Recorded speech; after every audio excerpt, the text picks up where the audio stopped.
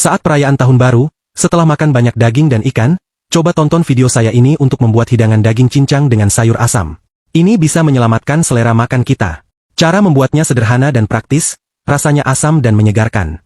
Anda hanya perlu ingat 3 poin penting di bawah ini, dan Anda akan menjadi koki bintang 5 saat memasak hidangan ini. Pertama, cuci sayur asam dengan air bersih untuk menyeimbangkan rasa asinnya. Potong bagian batangnya menjadi irisan, lalu potong menjadi batang kecil dan cincang halus. Menggunakan lemak babi dengan sayur asam itu seperti pasangan serasi.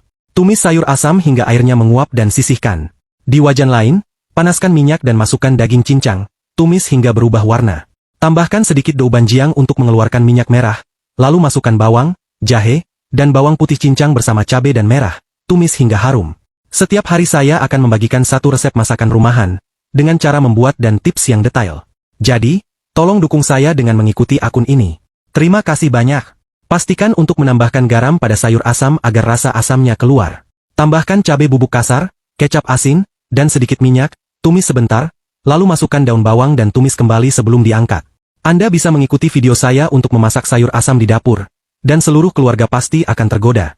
Ikuti saya, dan coba masak jika Anda mau.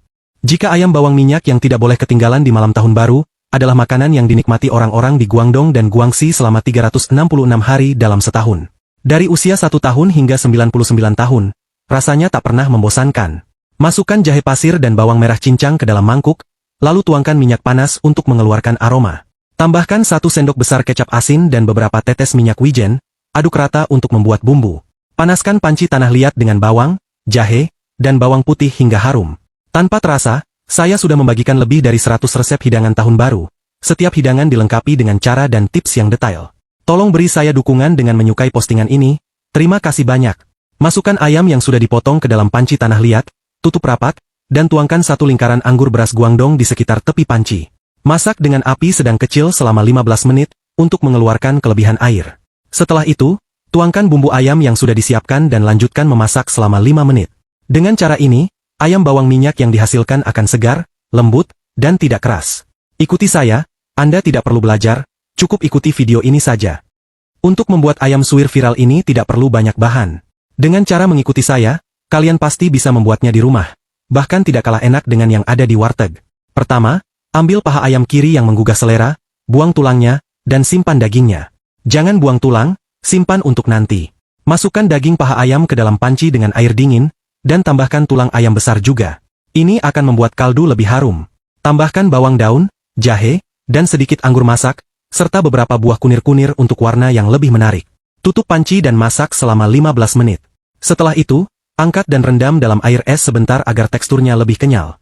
Iris mentimun menjadi serat dan letakkan di dasar piring. Setiap hari saya berbagi resep masakan rumahan yang sederhana dan enak.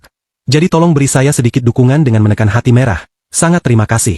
Kemudian, potong daging paha beku menjadi potongan kecil dan susun di piring. Dalam mangkuk, masukkan irisan bawang, bawang putih cincang, cabai kecil, dan kacang tanah yang dihancurkan. Tambahkan 1 kantong bumbu siap pakai dari chef. Tidak perlu menambahkan bumbu lain. Siram dengan saus yang sudah disiapkan. Dengan cara ini, ayam kuah pedas yang harum dan lembut ini akan habis sebelum disajikan. Selamat mencoba!